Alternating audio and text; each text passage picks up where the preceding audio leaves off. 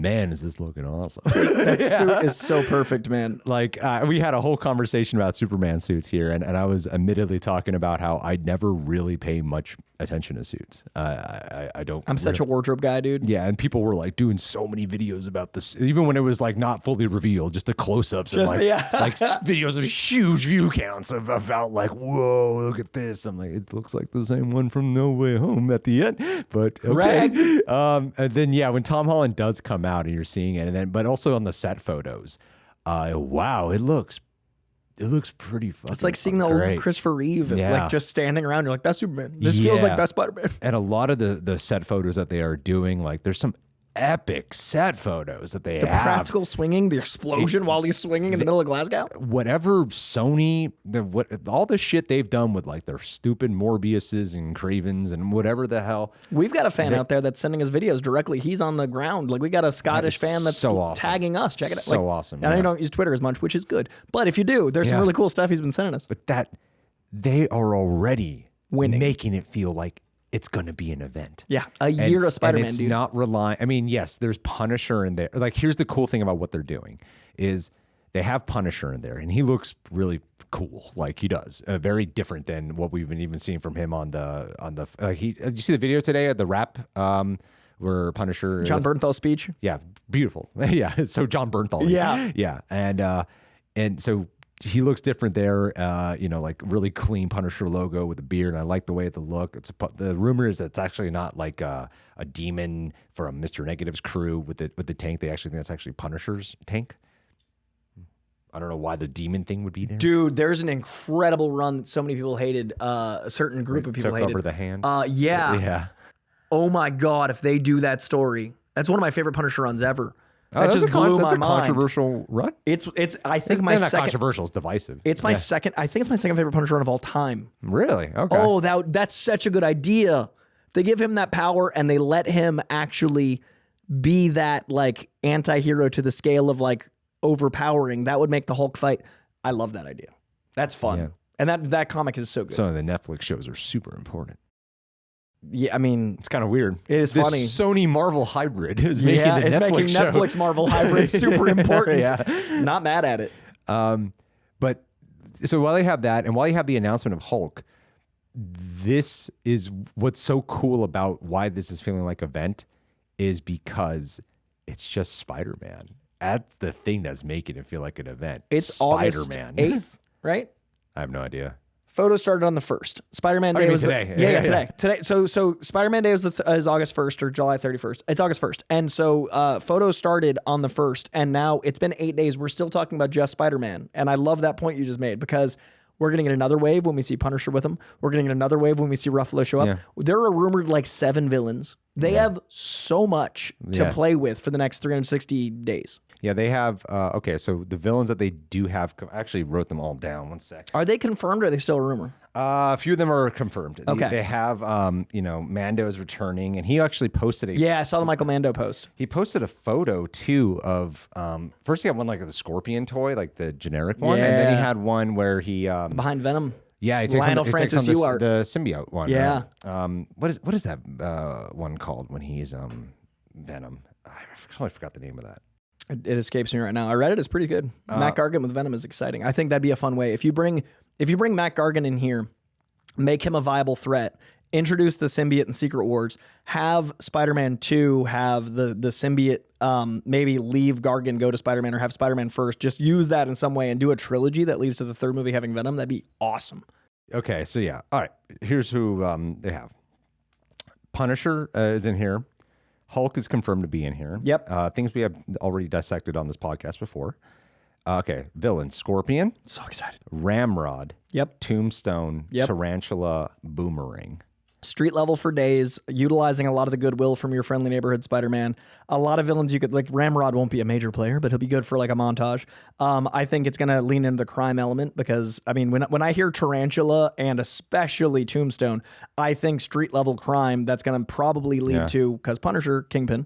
And then there were set photos today that did have Zendaya on set, and they were Is she just there as a fiance? No, look like they're actually filming a scene. Oh, okay. Because they're real life traveling together. Cause... Yeah. I mean, it's a day on set, and there was like Aunt May's tombstone. Oh wow. So she's definitely dead. Yep, can confirm. She died in that last movie. They showed her where body. She died. I think she died. He's not making a deal with Mephisto to save her this time, or Sasha. maybe. Yeah, by the end, who knows? That's how we got a brand new day. Yeah, that's technically. Yep, and then Tombstone could work. I kind of feel like if I had to guess a plot, especially with Scorpion coming back, I think Mr. Negative will still be in this movie. And I feel like Mr. Negative, I mean, if they do like Punisher in the Hand, that might be a little much to have all this in here. But I think Mr. Negative is forming a team to take on Spider-Man in some way. And some of these villains might be just offed. I think Mr. Negative corrupting Hulk finally back into Rage Hulk is coming. Yeah. Oh, if for Mr. sure. Negative's in here. For sure. I don't know why he would have the personal vendetta this time against him, but Scorpion is out for revenge. Scorpion, that's how his post-credit scene in No Way Home. Long ago in Homecoming, yeah. That's how it ended. So he was definitely going to be out for revenge. Mr. Negative is a really personal villain. I think this is going to, and some of these other villains I feel like will just be like done with in this movie. Yeah, and montage. Not be important at all. Montage, something kind of fun. But I think this is setting up a way where we could actually get a genuine Sinister Six. 100%. Yeah. And like Tombstone could stick around, and I could see that leading to Kingpin. I could see all of this building in a big way. I could see Venom by the third movie. I mean, finally, they did have the symbiote in No Way Home, and I think they could actually pull this off. And with Destin Daniel Cretton, who's a huge Spider-Man fan, who has a visual eye, who does such good choreography, I cannot wait. Like, I still to this day think the best web swinging is Amazing Spider-Man. Say what you will about those movies. I think when he's Spider-Man, some of the writing has some problems, but the physicality of Andrew Garfield's Spider-Man and the web swinging and the use of Spider-Man's powers, it's perfect. John Watts was, I don't know why he was so hated web swinging. emphatic on the whole idea of like that, because even looking at just these like cameras of the web swinging, it looks incredible. And it's like the least done thing ever. It's just us watching someone watch a swing. It is like I'm watching like someone on an iPhone recording this shit. And I'm losing my mind. And it's looking so awesome. Like, oh my God, it looks like Spider-Man is swinging through the streets right now. It is really cool. And I like John Watts' Spider-Man. I did find that was missing. The swinging does not stand out at all in those movies. I don't remember moments of swinging. No, the movies are good. Yeah. I don't like revisionist history. I still think No Way Home is exceptional.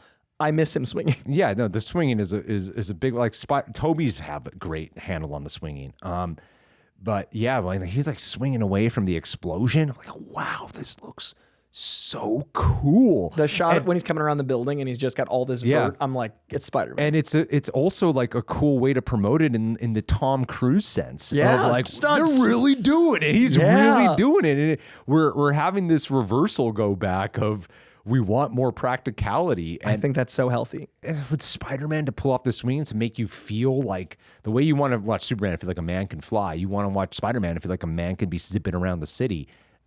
I'm already feeling that from freaking footage of someone's iPhone. Yeah, the Scottish people running around with cameras has me more excited than any promo I've seen for other movies. Yeah. And like, I think it's so exciting that like Scotland's getting their own. There's something really special about Glasgow, and I wish it was in New York for just the authenticity of Spider-Man's sake in Manhattan. But there's something really special about getting to see a new city in this way. Like, I've never been to Glasgow, and seeing this much of the city, I'm like, what a beautiful place. And Spider-Man lives there. Like, it's been so fun as a fan. Yeah. And Tom Holland as Spider-Man to be interacting with fans is so Spider-Man. Yeah. The kid that like the high five kid. Yeah. I watched so many of that family's TikToks because like the kid is a huge Spider-Man fan and they put up like a little montage. There's a POV from the kid's hand high-fiving Spider-Man. I'm like, this is the one good side of TikTok is like we get to see every angle of these great interactions. And I'm so used to even Twitter being, the consistent place you go to when you want negativity. And it's fairly positive. Web slinging is a pretty universal hype. Like, this is kind of unusual for a comic book thing on X, formerly known as Twitter, to be suddenly like, whoa, look at all the praise this is getting. And that one shot of him from the back with his like head slightly down with all the cops and stuff, Epic, like that aura shot, man. Yeah, and it's not being sold. Like, that's the cool thing is it's actually being sold on Tom Holland again. Yeah. It's not being sold on like, hey, are we going to get Toby and Andrew coming back? Are we going to be? I'm here mainly to see Punisher or Hulk. This is about Spider-Man, the central MCU Spider-Man, and I love that the hype is around him returning. Yeah, because that's what Spider-Man needs. Yeah. And that's what Marvel needs. And I don't know. Would it turn the tide though in all this, or will it be a one-off situation the way how No Way Home was almost sort of? Because like the dip in everything was. It wasn't like it's sudden, right? It was gradually. Quantumania, it was Love and Thunder. Because even with the show side, people always talk about all the shows and too much homework. But when that first started, WandaVision was huge. It wasn't a problem. WandaVision was a phenomenon. Loki was massive. Falcon and Winter Soldier was good. Maybe not the biggest hit it needed to be, but it was good. But we had 2 out of 3 that were huge. And that's how the movie started. Yeah. Iron Man, huge. Hulk, not so much. But then eventually, Iron Man 2, pretty big. Iron Man 3, huge. After No Way Home, that's when dips started to occur. I also think next year it's an Avengers Spider-Man year. I think the conversation you're having right now with worry, I will feel if December next year we're having this talk, I'll be worried. Yeah. But like if Spider-Man doesn't do well, it will. If Avengers doesn't do well, that I'm curious about. Yeah, it's more like, okay, but afterwards, will they be able to get you to watch an Ant-Man? Will they be able to get you to watch a Guardians of the Galaxy? I think they should focus on X-Men. I don't think they should focus on their no disrespect B and C list characters. But even they have enough A-list characters. Well, they've also introduced some B and C list characters that became A-list, deserve more attention. You know, they've introduced stuff like Shang-Chi. Yeah, I do hope we get more Shang-Chi. I don't think he will, but I think he elevated through. I think cinematically Shang-Chi is A-list. Yeah, I think Kamala Khan.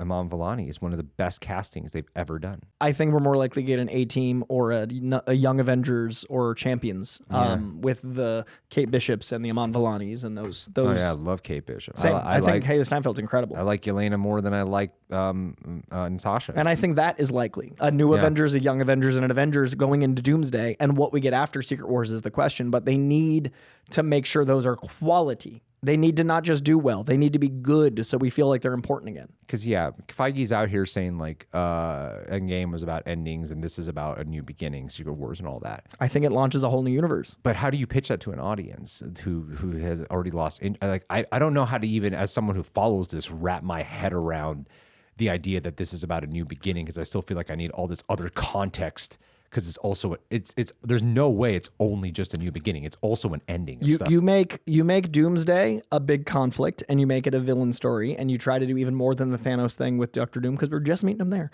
But then you make Secret Wars about the conclusion of all of that and the last act is like half a start. Like you wrap things up, but you put all the new X-Men in Secret Wars. You put all of the put Miles in there maybe. You bring in all of the people like the new Iron Man and Captain America in Secret Wars. Yeah. And you end the movie with them all launching at once. You make the biggest Hall H panel of your life the end of Secret Wars. And then you go but you got to make all those characters immediately lovable. You got to care about the X-Men. You got to care about the new Iron Man. You got to care. And that's a magic trick, just like I was saying in the comic books. Like making a new number one has to do the impossible. It happens all the time. But there's never been higher stakes for this whole genre than Secret Wars. Yeah. Just like I said, there was never higher stakes for Superman. And I stand by that. I think Superman was the biggest swing WB has ever had to make. Luckily, I thought it was amazing and it's doing well. I think Secret Wars is now the next biggest thing in the comic genre for stakes. That sounds insanely expensive. Oh my God. They just finished writing it, I guess. Like they need to make like $2 billion. Yeah. Just to pay Downey. Just to pay the cast members. Yeah. It's insane. Like whatever the production budget is and then whatever they're going to cost for marketing. Like this sounds like this could be like $1 billion budget. And how do you fly 40 cast members around? Like that stuff. Like there's also the element of, we talked briefly about reverting back to physical and getting away from CGI. I think that is kind of the nature of entertainment. Like we've got those big surges of CGI. Like Jurassic Park, I think, is the perfect blend of CGI and practical. And then the late 90s had that amazing era of like Fight Club and The Matrix and The Mummy, where it was largely practical with flourishes. So like 93 to 99 was early CGI masterfully done because it was an accent, right? Early 2000s where we get messy. You get your Scorpion Kings, you get your movies that when you think of bad CGI, like that's the era. But like think about right before that, Flubber looked cool and it worked. But then we started to get to more advanced CGI and that started to get a little messier, but then we pulled back. There's always that like, test the new thing, pull it back, test the new thing. I think the volume when it started, like Greg Fraser using it in The Batman, looked amazing. But then it became something they overused and they had to pull it back. I think Alien Earth, it's going to be a great example of using 70s technology and 70s practical sets and all the things that made that work, but with today's technology to smooth it out a little. I think that's the direction we need to go with superhero stuff. Use the classics, use the cheaper stuff, and then augment. Stop trying to reinvent the wheel with the most spectacular visual effect. Let Spider-Man swing. Like, that's how you post Secret Wars make these things feel special. Make them tangible, make them smaller, make them important. And so I think it's possible, but I'm an optimist and I love this stuff. Like, I don't think Marvel is dead. I don't think DC is pummeling Marvel. I think DC is in a better position, and I think DC is hiring the voices I want to hear from so much, but Marvel isn't not. Like, Destiny Cretton's not getting the credit that he should get. I'm still really hopeful. Yeah, I don't think Marvel's dead. I think where I was just coming from is like, it's definitely decline. I think it's still declining. We've had $1 billion movie this year. I think movie theaters need to, I think we need to, I don't know what's replacing this, because I don't find video games as guaranteed as Marvel once was. Like, I think Minecraft and Mario and all those are great examples. Sonic is pretty great. So I love Sonic, but like, those are great examples of it can happen, but Marvel was doing hit after hit after hit. We still get bad video game stuff amongst it. What's the thing? Like, what's our culture thing? Like, the 90s had sci-fi, the 2000s had like dirty comedy, the 2010s had superhero stuff. I don't feel like we have a cultural thermometer right now. So that, I think until that happens, I'm not as worried for Marvel going away.